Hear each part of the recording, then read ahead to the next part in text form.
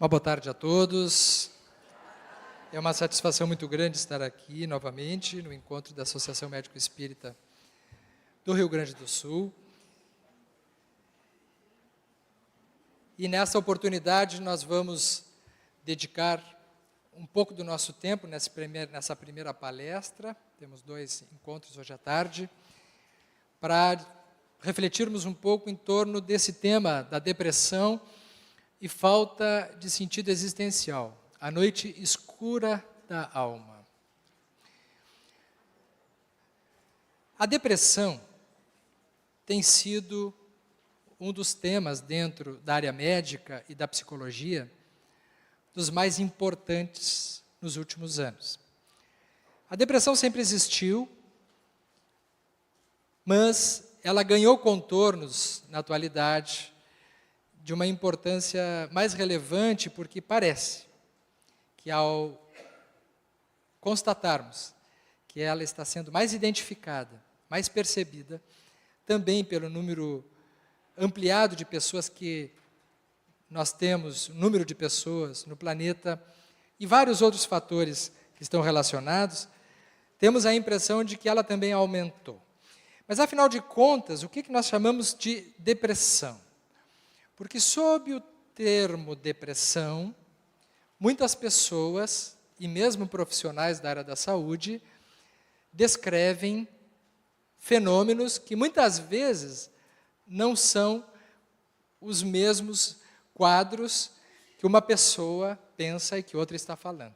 Aliás, esse é um problema habitual na nossa comunicação, porque frequentemente nós usamos termos em comum, julgando que nós estamos falando de uma mesma coisa, quando muitas vezes nós estamos falando de coisas diferentes. Nós temos uma grande dificuldade de nos comunicarmos, porque frequentemente nós usamos as mesmas palavras, achamos que estamos nos comunicando, estamos concordando uns com os outros, e, no entanto, podemos estar falando coisas diferentes. Né? E no que se refere à depressão, então, mais ainda. Porque existe, e este é o enfoque que eu quero trazer para a nossa reflexão hoje, o que nós podemos chamar de depressão como doença, depressão como transtorno, como uma entidade clínica que precisa necessariamente de tratamento, ou na maior parte dos casos, será aconselhável, será conveniente que ela mereça tratamento médico psicológico. Mas existe também um tipo de depressão que nós chamaríamos de depressão existencial, que são aspectos relacionados mais ao estado interno, psicológico, espiritual, afetivo do ser humano sob o ponto de vista existencial. E existem as situações que misturam as duas possibilidades. Então, nós vamos inicialmente contextualizar o tema da depressão dentro do que ela tem de doença. Quais são as situações, quais são as características, quais são os sintomas,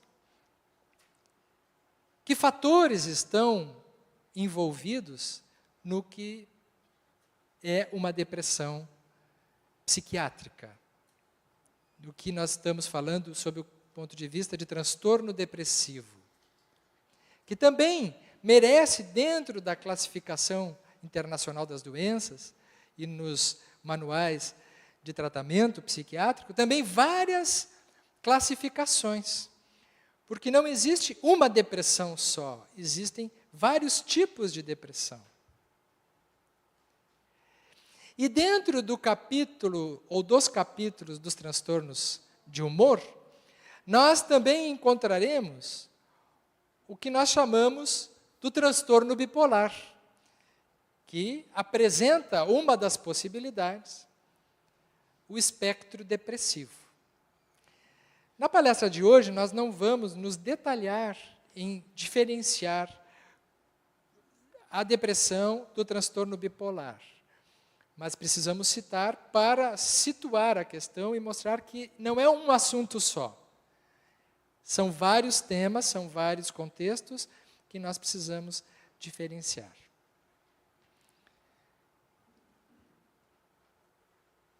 O que é, portanto, sob o ponto de vista do transtorno psiquiátrico? A depressão, ela é um transtorno que não se refere à tristeza ou falta de força de vontade, e sim a alterações psíquicas profundas, envolvendo inclusive perturbações químicas que ocorrem no cérebro, ou neuroquímicas, ou de características de neurotransmissão cerebral. E nesse sentido, portanto, a depressão ela não é uma escolha ou uma opção individual. Existe um número bastante grande de pessoas que apresentam sintomas, que nós veremos logo a seguir, que podem ficar configurados como um quadro depressivo. E este quadro depressivo será frequente de nós encontrarmos em determinadas famílias em maior número. A depressão clínica é um achado frequente em determinadas estruturas genéticas, grupos familiares. Então, uma pessoa, quando vai consultar o médico, ou psiquiatra, ou psicólogo, e está tendo um quadro depressivo, quando a gente pergunta, tem mais alguém na família? E a pessoa lembra, minha mãe, a minha tia, meu irmão, meu avô. Não é uma pessoa, são várias pessoas a mais. Denotando que existe uma característica familiar. O Espiritismo irá dizer que espíritos relacionados a determinadas provas que precisam passar e que estão comprometidos com determinadas experiências, reencarnam em grupos e se reúnem em família. Muitas vezes na família direta, outras vezes na família próxima, mas a genética que nós chamamos, ela obedece a um critério de herança espiritual de si mesmo, de modo que os semelhantes se atraem. E é por isso que dentro de uma mesma família, nós teremos espíritos que passarão por experiências semelhantes. E é claro que estas experiências que estão impregnadas no campo perispiritual como uma predisposição, elas vão imprimir na genética aquelas expressões e informações que, impressionando os elementos genéticos, estarão sendo visualizados e percebidos na pesquisa que comumente a ciência já tem acesso. Então é por isso que quando se pergunta numa família, tem depressão na família? Tem, muita depressão. Depressão normalmente está associado também a transtornos de ansiedade, muitas vezes. Pessoas que têm ansiedade grave, frequentemente também apresentam quadros depressivos. Então, na família, às vezes a gente encontra quem é mais deprimido, outro quem é mais ansioso. Às vezes a diferença do homem para a mulher também, em linhas gerais, também veremos alguma coisa sobre isso. Mas o que tem de importante é que, então, quando isso se dá, nós não estamos falando simplesmente de um estado emocional transitório. Nós não estamos falando de uma tristeza comum. Porque é frequente, todo mundo, nós temos tristezas, dias, às vezes por semana, ou dependendo do episódio da vida que a gente está vivendo, nós temos tristezas, né? Emoções que são compatíveis às situações que nós estamos passando. Mas existem pessoas que, como nós vemos, se olharmos para elas, a vida delas, elas próprias irão dizer, eu não tenho motivo nenhum para estar me sentindo como eu estou me sentindo. Aliás, eu estou vivendo a melhor época da minha vida. Poderá ser um relato desse tipo. A pessoa poderá dizer, eu sempre fui uma pessoa alegre, uma pessoa positiva, uma pessoa para cima. Eu não me reconheço. Eu estou sentindo, esta pessoa não sou eu. E um sintoma fundamental não é propriamente a tristeza. A pessoa que tem depressão, ela não tem exatamente tristeza. Ela tem um vazio. não é um afeto triste. É como uma ausência de sentimentos, é um buraco. Quem tem depressão diz assim, é como se eu não existisse, é como se eu estivesse morta ou morto por dentro. Então, é uma característica emocional grave, de tal modo que não adianta chegar para essa pessoa e dizer assim, olha que dia lindo está hoje, olha que família linda você tem, olha como Deus é bom, que está te proporcionando tantas coisas. A pessoa vai se sentindo cada vez pior, porque além de deprimida, ela agora vai se sentir culpada, né, de estar deprimida, porque ela também acha isso. Aliás, a pessoa com depressão, ela acorda todos os dias dizendo isso para ela. E aí então surge um problema adicional, que é a de não se sentir grata e merecedora da vida que tem.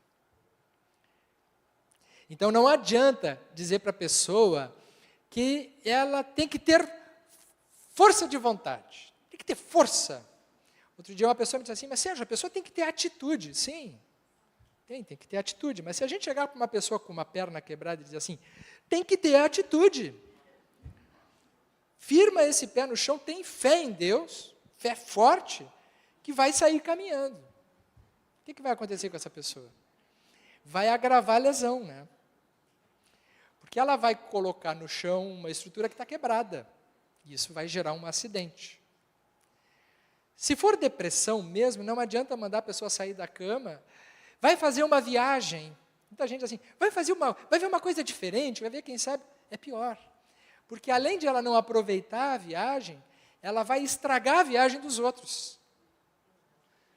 Porque ela não vai conseguir ser companhia. É aquela pessoa que acaba se isolando, porque ela sabe que na convivência com os outros, ela está lhe faltando alguma coisa, que é a liga de poder estar feliz e tendo o prazer de estar em convivência. Então, ela se isola, ela se retira. Ao se retirar, ela não se sente bem. Ela continua se sentindo mal. Mas ela tem uma sensação de que é menos perturbador do que quando está diante de ambientes, tendo que conversar. O estado depressivo é tão sério que até o falar é custoso. E aí chega uma visita e começa a falar sobre, vamos falar de alguma outra coisa. Não tem coisa pior para o depressivo do que falar sobre alguma outra coisa. Porque ela só tem um assunto. Vamos falar sobre uma outra coisa. É como carregar um piano, né? Então, neste contexto que nós estamos falando, o estado depressivo, ele é tão clínico quanto uma anemia, quanto um hipotireoidismo. A pessoa que tem uma alteração de tireoide, que esteja com um hormônio baixo, como diz, ela não tem força. Não adianta chegar para ela e dizer assim, tem que ter ânimo, vamos lá, Deus é bom. Ele começa a falar em Jesus, dizer que aí, se for espírita, ainda vai dizer assim, estás tendo uma oportunidade nessa vida para corrigir as falhas do passado, né? E não está aproveitando. E aí nós vamos ver também daqui um pouquinho a tragédia disso aí, né? Então, vamos situar um grupo, e isso não são poucas pessoas. As pessoas que têm isso se sentem muito envergonhadas de terem depressão, principalmente quando elas são muito exigentes consigo mesma, e é bastante frequente que quanto maior a exigência da pessoa, maior o sofrimento. Por quê? Porque ela não fará um exame de sangue, ou um exame de imagem, e constatará alguma alteração, algum marcador biológico, ou algum tipo de disfunção visível ao exame, que possa justificar o modo como ela está se sentindo. Os transtornos psiquiátricos não aparecem em exames. Nem transtorno do pânico, transtorno de ansiedade, transtorno depressivo, déficit de atenção e hiperatividade, nada disso aparece em exames. Exames estruturais, exames de laboratório, exames de imagem, não mostram, não se faz diagnóstico. Existem algumas pessoas, alguns que fazem divulgação de métodos de avaliação, mas que são enganosos. Tipo, vamos fazer um mapeamento cerebral. Não existe. Não existe nada de exames materiais que possam constatar, assim como, por exemplo, um exame de sangue constata uma anemia. Não vai aparecer como anemia, não vai aparecer como alteração de taxa, vai aparecer, isto sim, na avaliação psicológica, na avaliação psiquiátrica, é quando, então, nós fizemos o diagnóstico. Então, a psiquiatria, diríamos que é a mais espiritual das especialidades médicas, né? Porque elas não aparecem em exames. E não é por outro motivo que não se chama as alterações psiquiátricas de doenças. Se chama as alterações psiquiátricas de transtornos. Porque para chamarmos de doença é preciso ter um marcador biológico, é preciso ter alguma configuração clínica que apareça em exame. Por exemplo, a pessoa tem pneumonia, ela faz o raio-x, aparece uma mancha no pulmão, faz um exame de sangue, dá um desvio à esquerda, faz um exame de escarro, aparece o pneumococo, pronto, pneumonia. Faz depressão, não aparece nada. O que dá a impressão de que a pessoa não tem nada, e ela tem. Ela tem uma alteração de natureza profunda, que envolve uma trajetória que não começou nessa vida, mas que ao passar por essa vida encontra o ambiente familiar, e que poderá se declarar e se pronunciar em determinado momento da vida de forma incontrolável. E ainda que essa pessoa esteja fazendo tudo certo, ela poderá ter depressão. Dito isso, que é muito importante, porque existe uma confusão, principalmente no nosso meio. As pessoas, os familiares, muitas vezes não sabem como lidar com o paciente com depressão.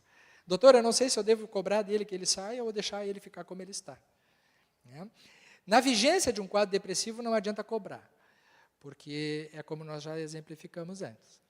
Durante a melhora é preciso algumas atitudes que são compatíveis e graduais ao processo de recuperação, para que a pessoa vá recuperando, é como se fosse uma fisioterapia no campo psíquico, ou uma psicoterapia, tá? Que é a recuperação do estado emocional. Não se imprime num músculo um peso maior do que aquele músculo possa suportar naquele momento. Isso na analogia com o campo físico. Sob o ponto de vista da depressão, a mesma coisa.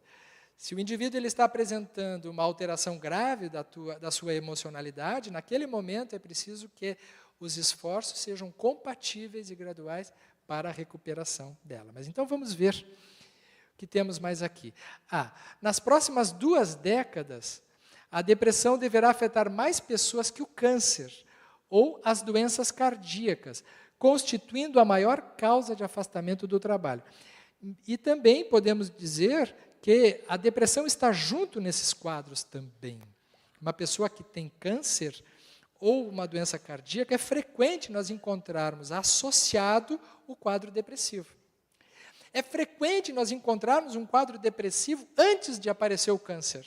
A pessoa ter um quadro depressivo anterior que diminui a imunidade, as defesas, e a pessoa desenvolve depois, o paciente desenvolve depois um câncer, por exemplo, ou um quadro orgânico. Então, vejam a importância disso. Será, então, o assunto mais importante, do ponto de vista da saúde pública, o quadro depressivo. Atualmente, cerca de 322 milhões de pessoas sofrem com o problema em todo o planeta. E o Brasil é o primeiro da América Latina. Nós somos campeões de depressão aqui na América Latina. Então, sob o ponto de vista da classificação diagnóstica, na classificação internacional das doenças, na CID-10, que ainda é o que estamos utilizando, nós vamos encontrar algumas classificações, como, por exemplo, episódios depressivos, transtorno depressivo recorrente, transtorno persistente do humor e outros transtornos. O episódio depressivo tem mais a ver com um momento da vida da pessoa que ela apresenta uma fase curta de sintomas depressivos, que não vamos nos especificar, que pode ser desde o leve, o moderado ou o grave. Mas se ela não tiver novamente, ela poderá ter isso e depois não ter mais. Isso não será classificado como um transtorno depressivo, será um episódio, foi um fato isolado. Aqui nós vamos ver também que muitas vezes algumas pessoas recebem de forma errônea um diagnóstico de depressão, sob o ponto de vista médico. E essa pessoa poderá, se for apenas um episódio, estar passando por um período da sua vida em que ela tem sintomas que parecem ser depressão. Mas não será uma depressão como transtorno, como um transtorno recorrente. Nós só chamaremos de transtorno depressivo recorrente se ele voltar, ele tiver uma tendência a voltar, né? E depois de ter mais de uma vez, é claro que nós poderemos, então, aí sim, classificar como um transtorno depressivo.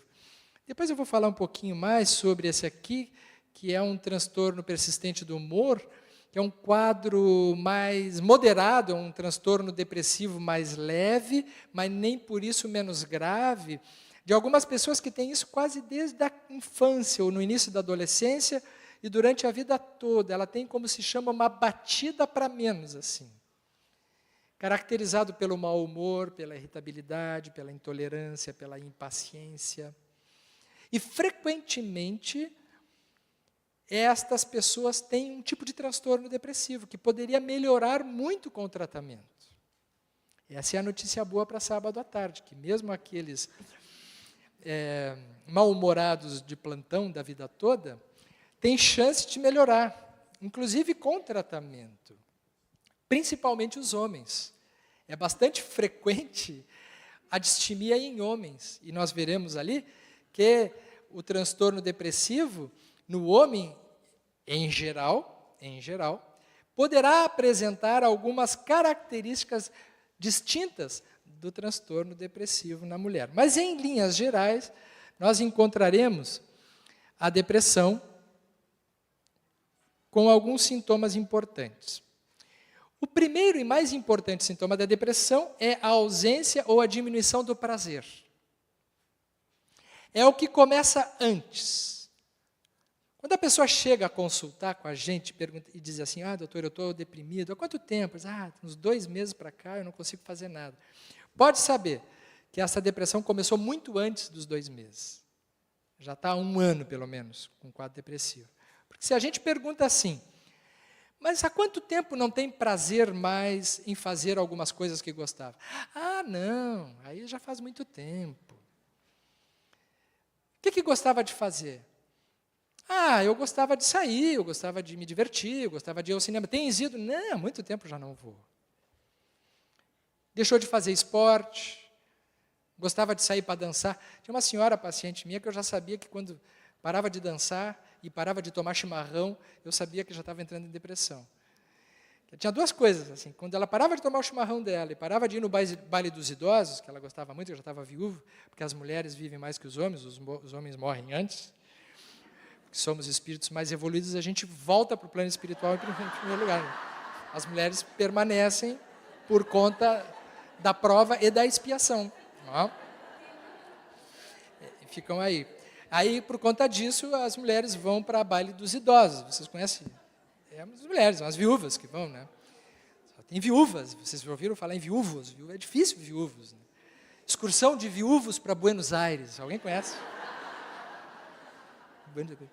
Buenos Aires tem excursão de viúvas, né? Porque elas sobrevivem. A mulher é resistente, a mulher fica, a mulher sobrevive. Por conta disso, vai no baile dos idosos. Essa senhora, ela nem ia ao baile dos idosos. Quando ela parava de tomar chimarrão, eu já sabia, estava entrando em depressão, não dava outro. Porque às vezes ela estava bem, não, mas eu estou bem, eu estou ótima. Daqui um pouco mais ela entrava no quadro depressivo. Né? E prazer, a sexualidade é um parâmetro. Tem muita gente que não se dá conta, mas a vida sexual, ela é um dos marcadores. Há pessoas que dizem, isso é a idade. Calma lá nessa hora, hoje em dia não existe mais idade no mundo, não sei se vocês perceberam. Para certas coisas, pelo menos, não existe mais idade. Existe velho no mundo hoje? Não existe mais velho no mundo, né? A gente só fica velho 2 horas antes de morrer, porque até então a gente não sabe que está velho. Né? Então, a sexualidade, ela é um elemento importantíssimo. Quando a pessoa não tem prazer, ela está com algum sintoma. O normal da nossa vida é nós termos prazer. Muito cuidado com alguns conceitos que nós propagamos de forma inadvertida, inclusive no nosso meio, de que a vida é uma espécie de local de provas e sofrimento. criando uma ideia com isso de que o normal é sofrer. Não, o normal não é sofrer, o normal é ter prazer, é ter satisfação, é ter vontade de fazer as coisas. Né? Quando a gente está bem, a gente se diverte com poucas coisas. Quando a gente está mal, não bastam poucas coisas, e nem muitas coisas, nada é suficiente. Então, a sexualidade, por exemplo, ela é um dos elementos. Se a pessoa tem uma vida sexual ativa e, de repente, começa a parar de ter e não achar graça, somado com mais o chimarrão, o baile dos idosos, toda aquela coisa, a gente começa a desconfiar que algo não vai bem na vida da pessoa. Desânimo, apatia. Esse desânimo não é o desânimo aquele do dia. Tem semanas que a gente está mais desanimado, está mais cansado, é normal isso. Mas o desânimo como regra, desânimo persistente, permanente, há que se desconfiar que tem alguma coisa que não está bem na pessoa. Diminuição da energia. É como se a pilha estivesse fraca. Né? Sabe quando o disjuntor cai e fica só numa fase? É assim. A pessoa com depressão está só numa fase. Ela não vai além, ela não decola, ela não tem a garra, a vontade, a disposição. Então, são aquelas depressões mais de característica negativa mesmo, né? Não é tanta ansiedade, mas é mais uma apatia, um desânimo.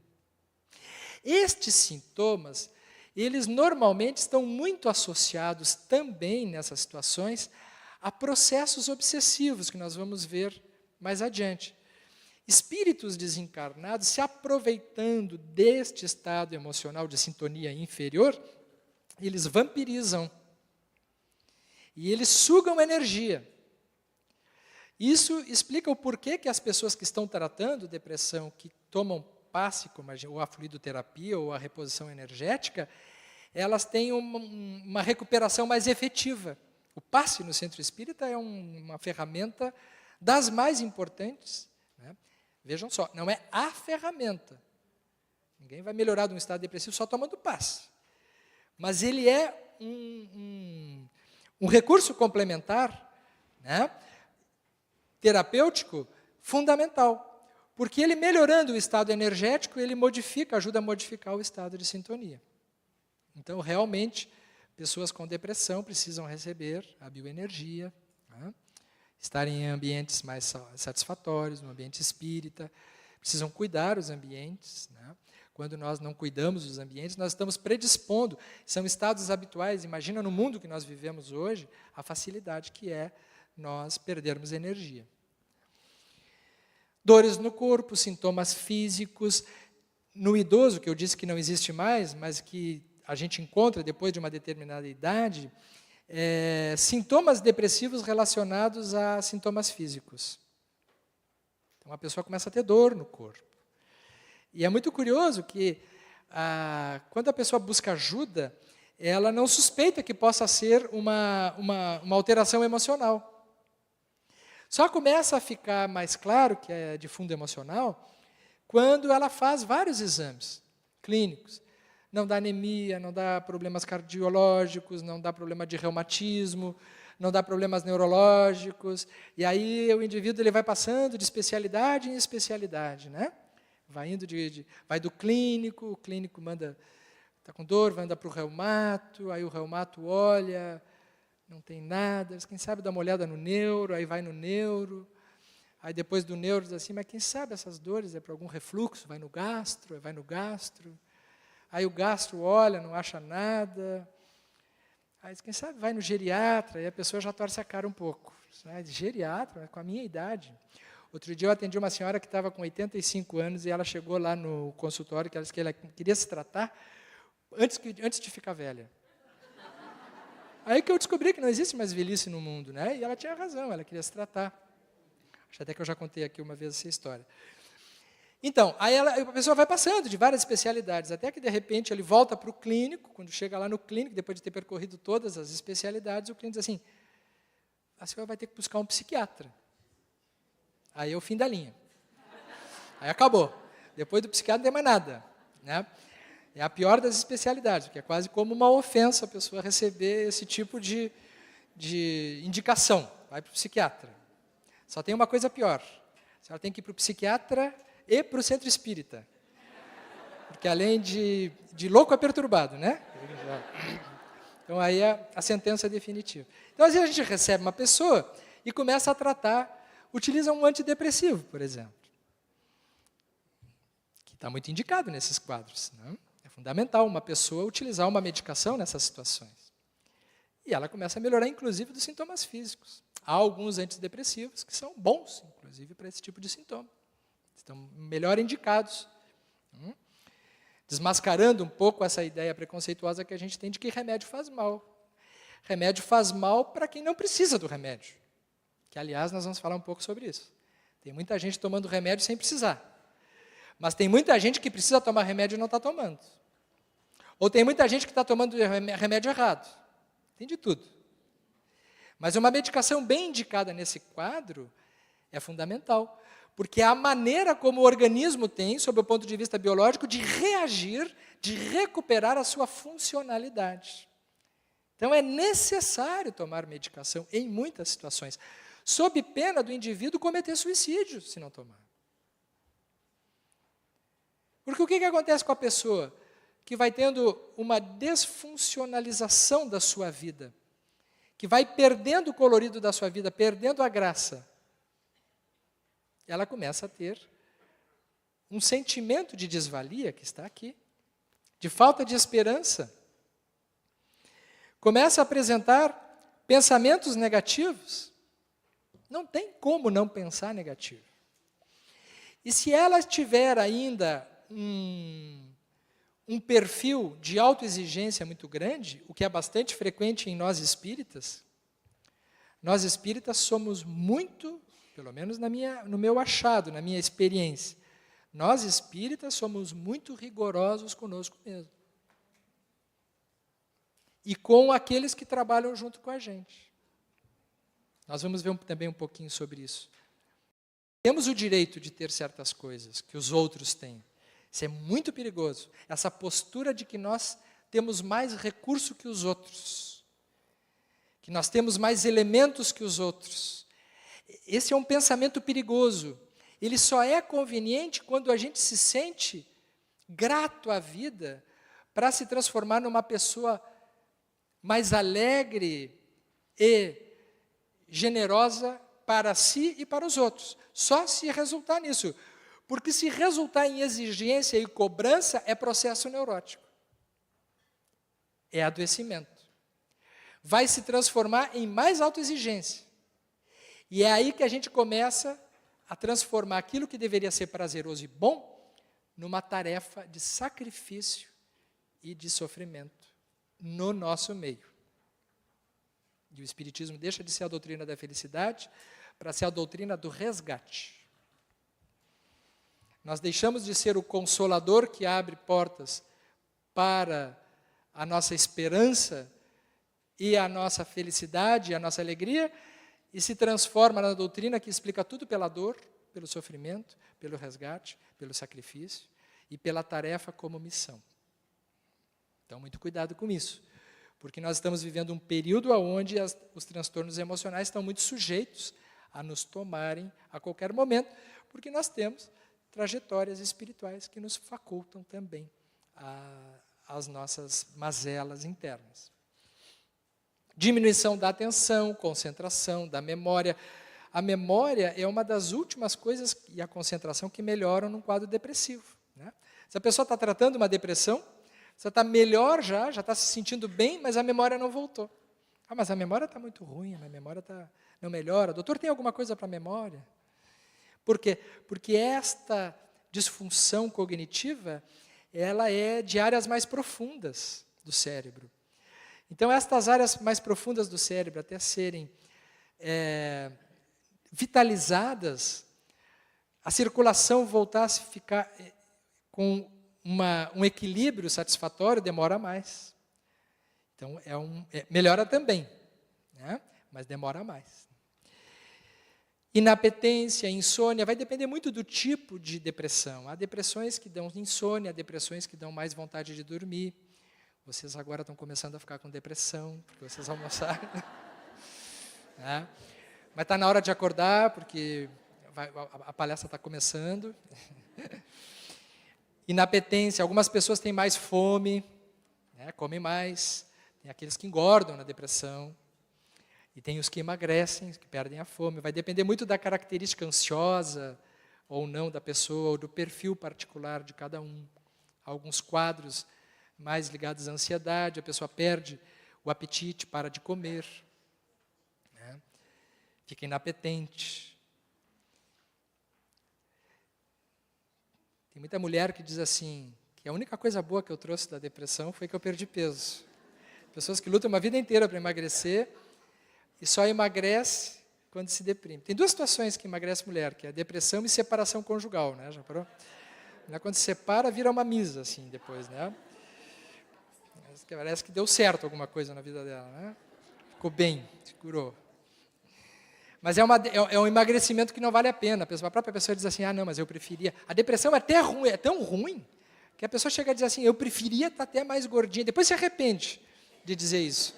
Mas a pessoa diz assim, eu até preferia estar mais gordinha, mas tendo prazer, mas não está sentindo isso que eu estou sentindo. Não dura uma semana. Depois a pessoa, quando ela já fica bem, ela diz, não, eu queria ficar magra. Se esquece de quão ruim é estar deprimido, né? A pessoa chega a dizer, eu preferia estar com uma doença grave, eu preferia estar com câncer. A gente ouve isso. Porque aí eu saberia que eu faria lá um tratamento, mas agora eu não sei o que fazer. Tal estado de descrença e, portanto, chegando a culminar nas ideias de morte, que é o grande perigo, derradeiro estado de desespero do indivíduo, quando passa a pensar na morte. E nós sabemos como está aumentando o índice de suicídios. Mais de 90% dos casos de suicídio, as pessoas que se matam apresentam ou apresentavam um transtorno psiquiátrico que ela já tinha. Ela podia estar tratando ou não, sabendo que tinha ou não. Mas quando se pega a família de um suicida e se investiga como era a vida dessa pessoa antes, se encontra em mais de 90% dos quadros um histórico compatível a algum transtorno psiquiátrico. E em mais de 75% dos transtornos psiquiátricos envolvidos ao suicídio, encontraremos a depressão. Então, a depressão ela já estava presente. O suicida, ele chega a culminar o suicídio depois de muito tempo já sentindo depressão. Assunto bom para depois do almoço hoje, né? Eu faço uma palestra depois no final do dia, ali, a turma toda, a gente promete fazer um tratamento para isso aí.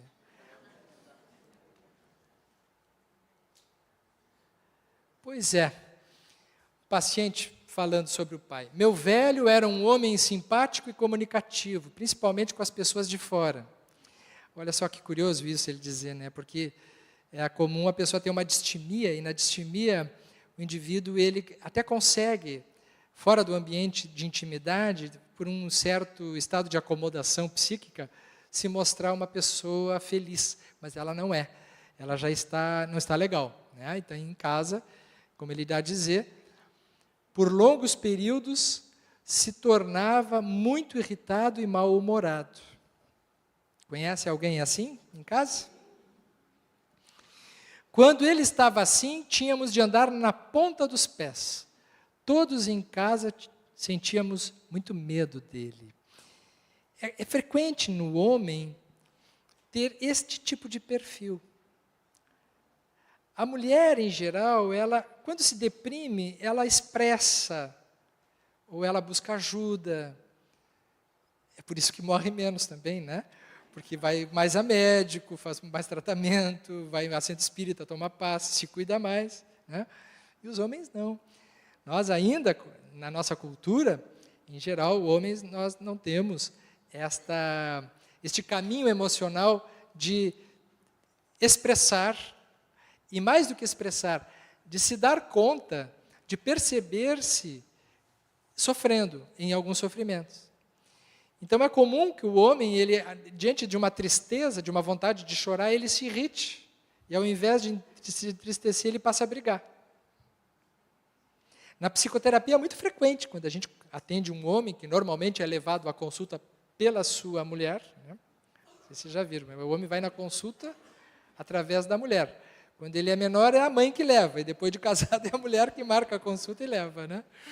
Aí chega na consulta e a gente consegue, fazendo a terapia, ver que muitas das reações intempestivas, a irritabilidade, tem por trás uma luta para não se sentir frágil, para não se sentir vulnerável, para não se sentir fraco, porque existe esta concepção de que o sofrimento, entrar em contato com as próprias dores, é uma espécie de fraqueza. Nós temos isso na nossa cultura. Temos isso. Um indivíduo que vai buscar um tratamento psicológico ou um tratamento psiquiátrico, ele não vai com a mesma naturalidade de alguém que vai buscar uma ajuda para qualquer outra área médica. Eu costumo sempre dizer em palestra e brincar que é muito raro a gente ouvir alguém na rua passar e dizer assim: olha lá o meu psiquiatra. Se for cardiologista, a pessoa diz: olha lá o meu cardiologista. Diz com certo orgulho, até é bonito, é chique ter cardiologista, né? Tem problema no coração, coisa legal. Assim, estou tratando, estou tomando lá o negócio, ele até me indicou de fazer umas academias, eu estou fazendo e tal. Ah, está indo lá o meu psiquiatra. Aliás, nem digam, né? Porque se a pessoa disser isso, é sinal que ela não está bem mesmo, né? Então, há um envergonhamento, né? A pessoa tem o indivíduo tem é cultural isso. É cultural. Cuidar-se, precisar de alguém, contar com os outros é uma espécie de fraqueza. Forte mesmo é aquele que resolve os seus problemas sozinho. É assim que a gente tem isso instituído em nós. Pessoa realmente valorosa é aquela que resolve sozinho. Isso é elegante. Mas ela precisa dos outros, né? Então, a gente tem que tomar um certo cuidado no nosso ambiente, né? O trabalhador espírita. Nós vamos ver alguma coisa sobre isso. Será que o trabalhador espírita tem direito a isso também ou não? O espiritismo resolve tudo, né? Isso tem mais a ver com a vaidade do que com a doutrina espírita. Então, algumas diferenças. Em geral, né, nós vemos que isso aqui são diferenças universais, de estatísticas, de ambiente cultural, que varia de meio para outro, de pessoa para pessoa, as regras têm exceção, mas, em linhas gerais, nós poderíamos dizer: mulheres ficam tristes, homens ficam irritados. Mulheres buscam ajuda, homens morrem. Simples assim. Não? Há 4 suicídios masculinos para cada suicídio feminino. Então vejam, né, como é grave esta estatística. Aqui então, depressão. Espírita tem? O que vocês acham? Não, espírita não tem depressão. Pois é, né? Aqui eu quero me demorar um pouquinho mais. Existe um mito no nosso ambiente de que por nós estarmos numa doutrina, num movimento que nos dá tantas respostas, tantas coisas boas, tantos recursos, nós devemos algo à vida. E devemos algo no sentido errado. Devemos no sentido de estarmos bem, de estarmos felizes, mesmo diante das situações as mais complicadas possíveis. Esse é um conceito que nós precisamos revisar. Porque se nós percebermos, nós veremos que nós espíritas, nós estamos no mesmo processo de qualquer pessoa. Nós temos um corpo físico, nós temos família, nós temos as mesmas coisas, nós não temos diferença nenhuma. Estamos sujeitos às mesmas doenças, aos mesmos processos emocionais. E poderíamos dizer que, eventualmente, até mais. Porque, estando na linha de frente de um trabalho espiritual, por exemplo, nós somos alvo de ataques espirituais. E aí surge um mito do nosso ambiente, que é, se nós estivermos trabalhando, nós não teremos depressão. É um mito. É um mito. Porque eu já tenho atendido muitas pessoas, e acho que é importante enfatizar isso na minha fala como psiquiatra, muitas pessoas, lideranças importantes do movimento espírita, que apresentam um momento muito sério na sua vida, de problemas emocionais, entre eles a depressão, e não são entendidos, acolhidos no local aonde estão trabalhando. Infelizmente, nós estamos mais afeitos a ajudar os outros, mas nós não aceitamos muito a ideia de nós precisarmos de ajuda. E quem trabalha com pessoas tem que estar carinhosamente consciente de que aquele irmão que mais merece a nossa atenção é aquele que está trabalhando junto com a gente. É o presidente da casa, é o diretor da mediúnica, é o presidente da federação, não importa, da AME, o que for, não existe hierarquia espírita. Não existe. Outro dia eu atendi uma senhora, trabalhadora espírita de uma determinada cidade do Rio Grande do Sul, linha de frente, liderança, quadro depressivo. Quando ela começou a se deprimir, primeira coisa que se pensa, ataque espiritual, reforçou o trabalho espiritual na sua casa. Não faltou quem dissesse para ela que ela precisava aumentar o número de trabalhos da casa. Ela já quase abria o centro e fechava o centro todos os dias, assim, não? E teve quem chegasse para ela e dissesse que ela estava trabalhando pouco, que ela tinha que dar uma reforçadinha. E ela colocou mais trabalhos espirituais. E, obviamente, que não sendo esse o problema, ela foi ficando mais desgastada e foi aprofundando o estado emocional dela. Não faltaram sessões mediúnicas que encontraram explicações no passado espiritual, de erros e crimes que ela havia cometido. Nenhuma novidade para nós, não tem ninguém aqui que não tenha passado por essa. Se nós estamos aqui, não tem exceção. Não tem discípulo de Jesus aqui nesse momento em missão. Né? É porque está nessa encrenca do mesmo de todo mundo. E não faltaram informações dizendo que ela estava sendo alvo de processos obsessivos graves. E tinham processos obsessivos, obviamente. Só que não dava vazão, né? Toda semana você passava por uma desobsessão e vinha outro. Interminável. Né? Sempre com muitas críticas e com a recomendação de não poder largar a atividade espiritual. Porque se largar a atividade espiritual, que é um outro mito que nós temos no nosso meio, de que depois que a pessoa começa a trabalhar mediunicamente, ela não pode nunca mais largar. Porque aí vai ficar como se fosse uma janela aberta que vai entrar todo tipo de coisa. Isso é o arrebanhamento das religiões, que a gente tem que perder esse tipo de postura que está equivocado. Há muito tempo a Igreja Católica fazia isso. Né?